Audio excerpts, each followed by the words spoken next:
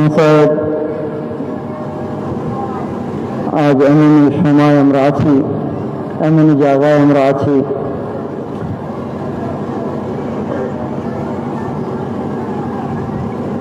শুধু আপনাদের মনকে সে কারবালার দিকে নিয়ে যাওয়ার জন্য একটা দুটো কথা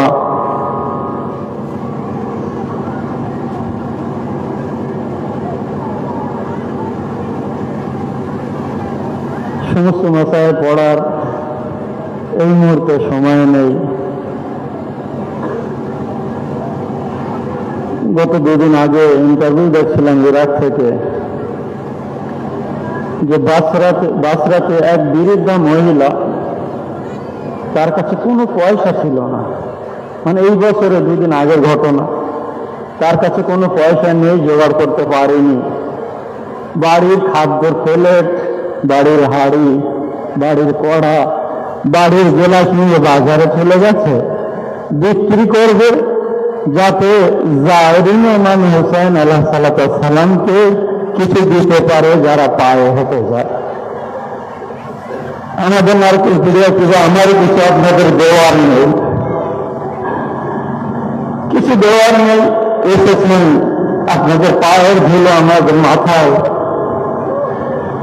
বিশেষ করে গলাতে দিকে যারা এসেছে, ইমাম সাজ্জাদ যদি আপনাদের জুতো ঠিক করতে পারে আমাদের, তবে আপনাদের মতন আজাদারদের পায়ের ধুলো আমার মাথায়, আমাদের সকলের মাথায়। শুধু বলতে চাই, শুধু কিছু বলতে চাই। প্রথম কথা যে আল্লাহ তাআলা শেফা দান করবে, শেফাআত করবে, এবং এই অধিকারটা আল্লাহ তাআলা যে পয়গম্বর ইসলামকে দিয়েছেন, কোথা থেকে দিয়েছেন? আমাদের সকলের রূহ আর ওয়াহ যখন আলামে আর ওয়াহায় আল্লাহর আওরসের সামনে হাজির করেছিল, একটি লোহ তক্তার উপরে তাজে শেফাআতকে রাখা হয়েছিল। আল্লাহর আওয়াজ আসলো, আদম এসো, এই তাজে শেফাআতকে নিয়ে যাও। সমস্ত আম্বিয়াদের রূহকে আল্লাহ আদেশ করলো, এসো নিয়ে যাও।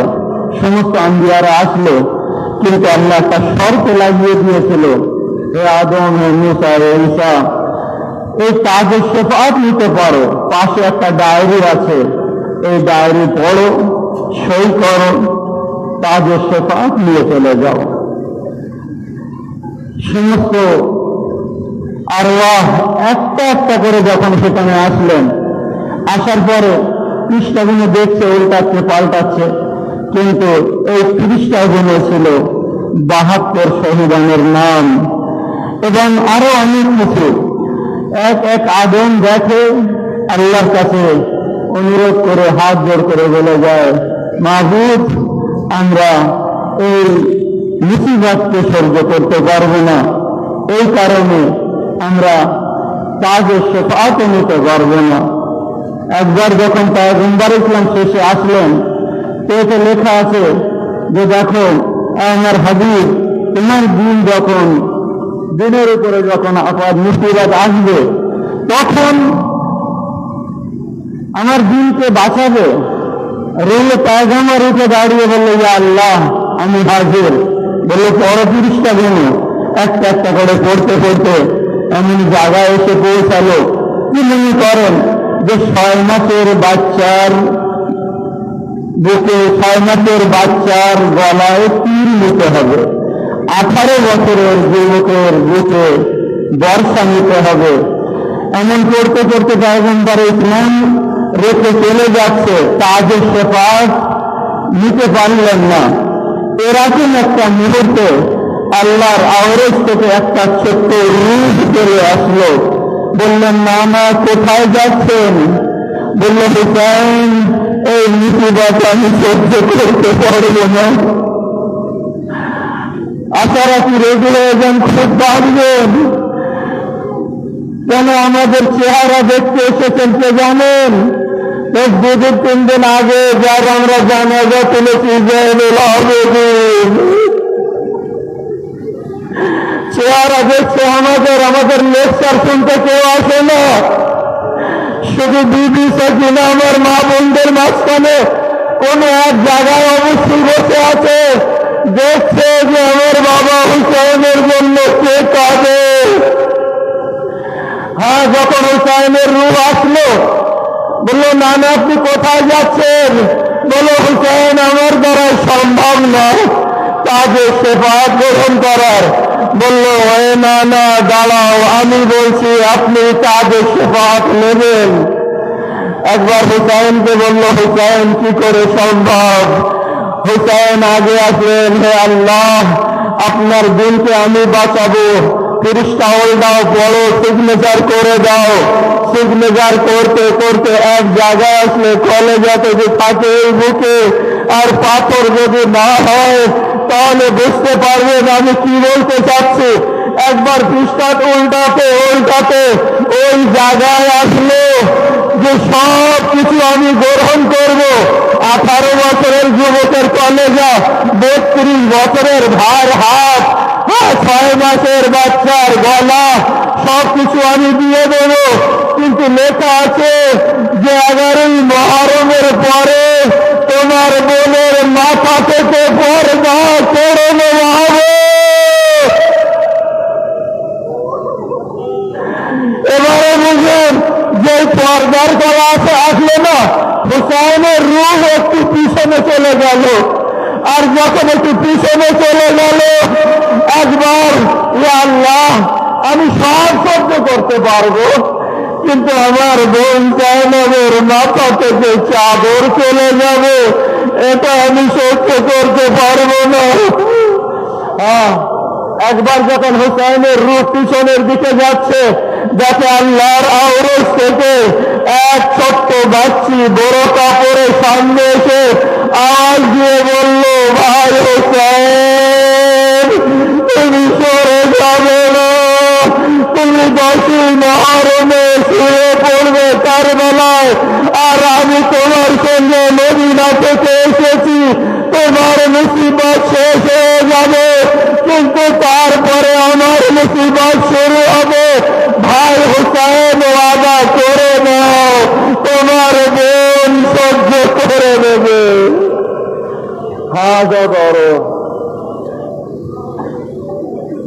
বাস এখানে আমি থেমে যাচ্ছি। কাজে শেফাআত পয়গম্বর ইসলাম নিলেন, আসেন মদিনায় আপনাদেরকে নিয়ে যাই। মদিনায় ইমাম হুসাইন প্রত্যেক দিন নানার কবরে যেয়ে কাঁদতেন আর বেহুশ হয়ে যেতেন, এত কাঁদতেন বেহুশ হয়ে যেতেন। একদিন নানা স্বপ্নে এসে বলছেন, আমার হুসাইন তুমি এত পরেশান কেন, এত পরেশান কেন, এত কাজও কেন? একবার হুসাইন বললেন, না না জানেন কত ভালোবাসতাম আপনাকে, আপনি পৃথিবী থেকে যাওয়ার পর থেকে আমার আর মদিনায় ভালো লাগে না, আমার আর বাঁচতে ইচ্ছা হয় না। নানা এই কারণে আমি কাঁদি। একবার নানা বললেন, হুসাইন আমি আল্লাহর রাসূল হয়ে ওয়াদা করছি, আল্লাহর কাছে দোয়া চাবো, তোমাকে এমন একটি বাচ্চা আল্লাহ দান করবে যার নাম আলী হবে।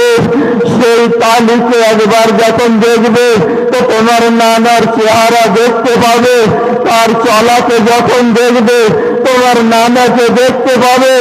যাবেন কোন আলী? একবার যখন এই খবর মদিনায় ছড়িয়ে গেল, 1 বছর ধরে অপেক্ষা করছে কবে আসবে সাবিয়ে রাসূল, অর্থাৎ রাসূলের নকল।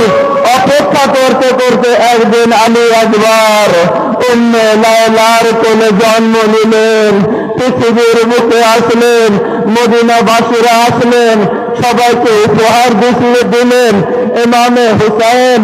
এবং শেষ মুহূর্তে বিবি জায়নাব নিজের চাদর নিয়ে হুসাইনের কাছে আসলেন, হুসাইন আলী আকবরের মোবারক। হুসাইন বললেন, বোন জায়নাব আমি সবাইকে উপহার দিয়েছি, আমি তোমাকে কিছু উপহার দিতে চাই, কি নেবে? জানেন কি বললেন? পর্দার আড়ালে আমার মা বোনেরা আছে, এমন মা পৃথিবীর মুখে যদি অন্য কাউকে দেখাতে পারেন, সেই মা আছে হুসাইন। একবার হুসাইনের কাছে বললেন, ভাই যদি দিতে চাও তাহলে পৃথিবীর মুখে সবচেয়ে প্রিয় যে জিনিস, যাকে তুমি সবচেয়ে বেশি ভালোবাসো, তাকে আমার কোলে দিয়ে দাও। 18 বছর পরে আমি তোমার ওই যুবকের সঙ্গে আমার এক জোড়াও দিয়ে দেবো, অর্থাৎ আমার আউলে মোহাম্মদকে দিয়ে দেবো। একবার হুসাইন বোনের চেহারা দেখলেন, হাত ধরলেন, উম্মে লায়লার বাড়িতে নিয়ে গেলেন। নিয়ে যাবার পরে দূর থেকে দেখে যে বিবি জায়নাব আসছেন। উম্মে লায়লা নিজের জায়গা ছাড়লেন, দাঁড়িয়ে গেলেন, কোলে আলী আকবর আছে। একবার বললেন, বিবি সালাম হোক আপনার উপরে। হুসাইন বললেন, উম্মে লায়লা, আমি সবাইকে আনন্দ দিয়েছি, গিফট দিয়েছি, উপহার দিয়েছি, কিন্তু জায়নাবকে উপহার তুমি দেবে। হুসাইন দিতে পারেনি আলী আকবরকে।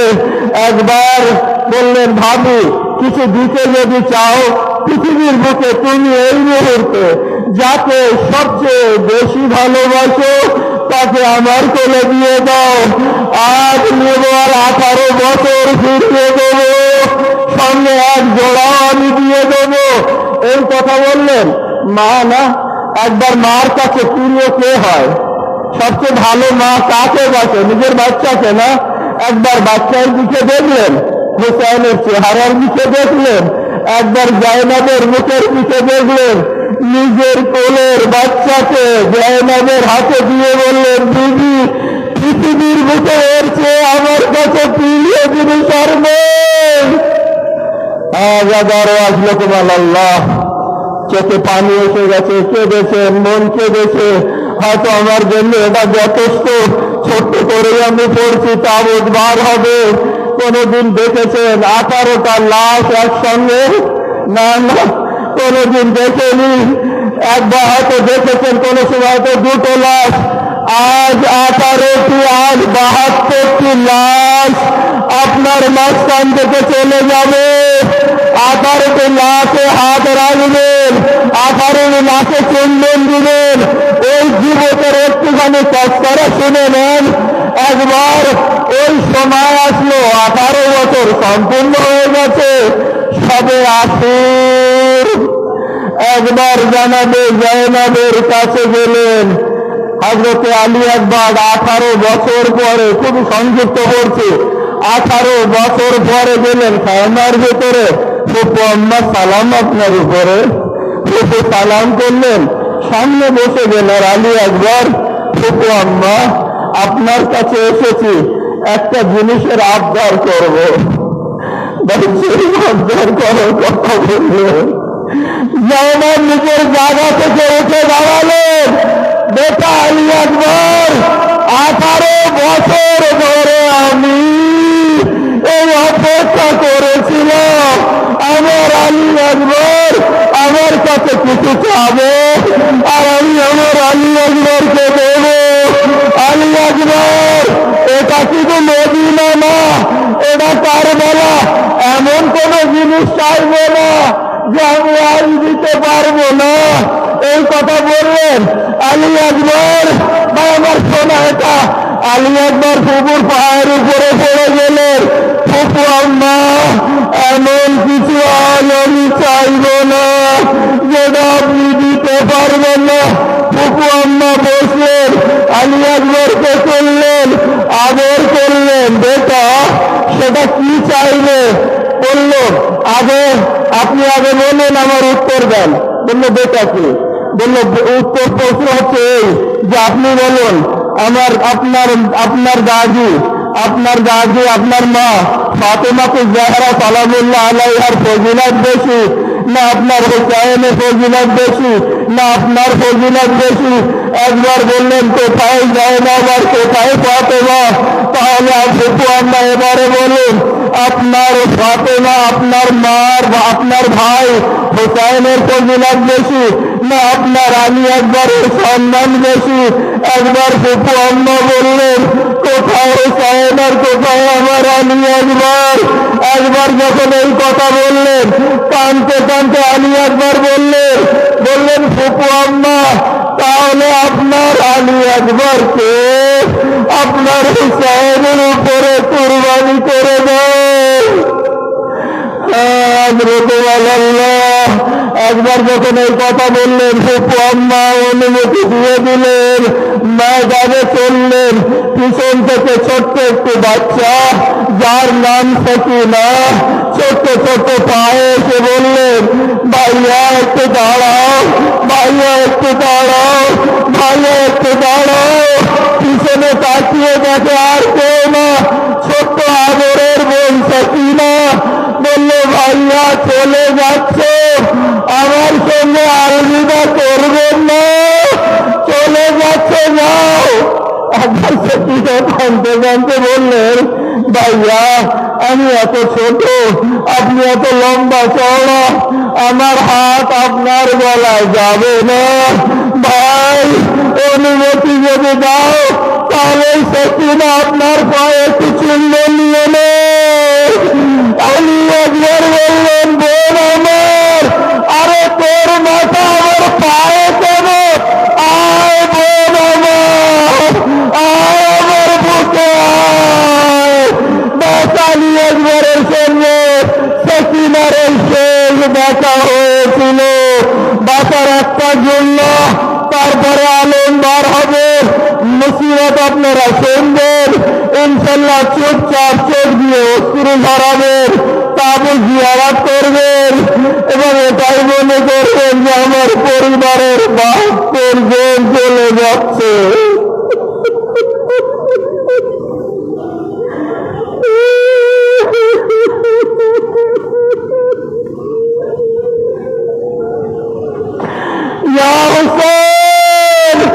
দেখো দেখো, এই 24 পরগনার আজাদারেরা তোমার জন্য কি করছে। এ মওলা, আমরা তো সে কারবালা যেতে পারছি না, কিন্তু আপনার নামের কারবালা, আপনার নামের সেই স্থানে আমরা এসেছি। একবার আলী একবার বিদায় নিলেন, চলে গেলেন ময়দানে। যখন ডাকলেন, বাবা আমার সালাম আপনার উপরে, হুসাইন দৌড়াচ্ছে। একদিক মানুষ বললেন, হুসাইন দৌড়াতে দৌড়াতে আমার একটা দড়ি পায়ে দেবে, হুসাইন পড়ে গেলেন, আর উঠতে পারলেন না। হামাগুড়ি দিতে দিতে আলী আকবরকে ডাকে আর চলে যায়। আলী আকবরকে ডাকে, বাবা বাবা বাবা, একবার তুমি কোথায় বাবা। চলে যেতে যেতে একবারের কাছে পৌঁছে যায়, মাথার সব পড়বো না, বাস অনুমতি দিলে আলম বার হবে। একবার বাবার কাছে পৌঁছে গেল, আলী আকবর কোথায় তুমি, আলী আকবর আমি কিছু দেখতে পারছি না, দেখো আওয়াজ দাও। আলী আকবর, বাবা এখানে আমি পৌঁছালে, বুকে হাত আলী আকবরের। এবার যুবক ভাইদের জন্য আমি বলছি, যুবক ভাইরা, 18 বছরের আলী আকবর আর লম্বা চওড়া বর্ষা, যার বুকে প্রবেশ করেছে, সেই যুবকের অবস্থা কি হবে। বুকে হাত রাখবেন, বাস হুসাইন আলী আকবরকে বললো, বেটা আলী আকবর আমি বুড়ো হয়ে গেছি, আমি তোমার লাশ তুলতে পারবো না। বেটা আলী আকবর একবার আমার গলা হাত দেবে, এভাবে ধরবেন। আলী আকবর হাত উঁচু করলেন, 2 হাত উঁচু করতে গিয়ে 1 হাত উঁচু করতে পারছে না। হাত এভাবে, আমার নিচে উঁচু করে মাথা উঁচু করে দেখেন, হাত এভাবে একটু দিলেন, আর 1 হাত এভাবে বুকে আছে।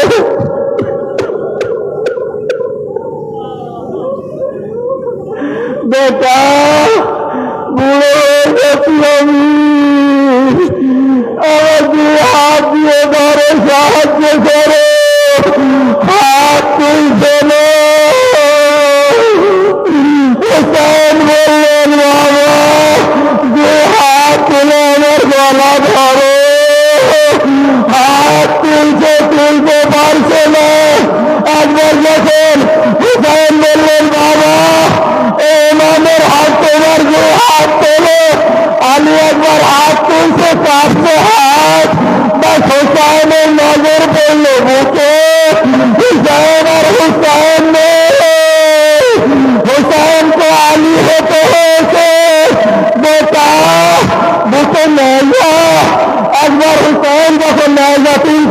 যাচ্ছে, হুসাইন একবার আলী একবার একবার হিস্ট্রি দিচ্ছে।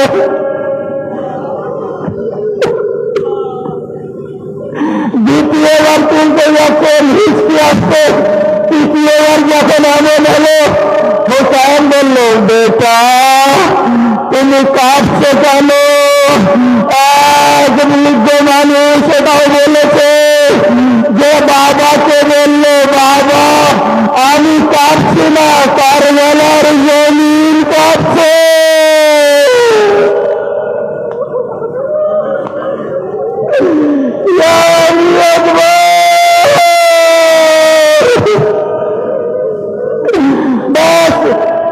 দশ সেকেন্ডের তারপরে তাবুত পার করবে। যদি 10 সেকেন্ড বুঝতে পারেন, মরণের পরে কবরে কাঁদবে। এক ভাই বোনকে কতটা ভালোবাসে, এক বোন ভাইকে কতটা ভালোবাসে, এই ছোট্ট বাচ্চা থেকে বুঝবে। একবার ওরা তো মেয়েটা কাশি রেখে চিঠি দিলেন, প্রোগ্রাম চিঠি পড়লেন হুসাইন। একবার আলী একবার মদিনার দিকে ঘুরে সালাম করলেন আর বললেন, তখন তো বললেন, বাবা আমি তো দেখতে পারছি না মদিনা আমার বোনকে। বললো, হ্যাঁ ভালো করে দেখো, মদিনার বাইরে, মদিনার বাইরে দেখে যে ওই জায়গায় যেখানে আলী একবারকে সগরা বিদায় দিয়েছিলেন, পায়ের দাগ পড়ে আছে, ওই জায়গায় সগরা দাঁড়িয়ে দাঁড়িয়ে কারবালার দিকে ফিরে আলী একবারকে ডাকছে। আর ওরা তো একটা মুহূর্তে আলী একবার সালাম দিলেন, ও আমার বোন সগরা, শেষ সালাম নিয়ে আমার কোথায় দেখলো?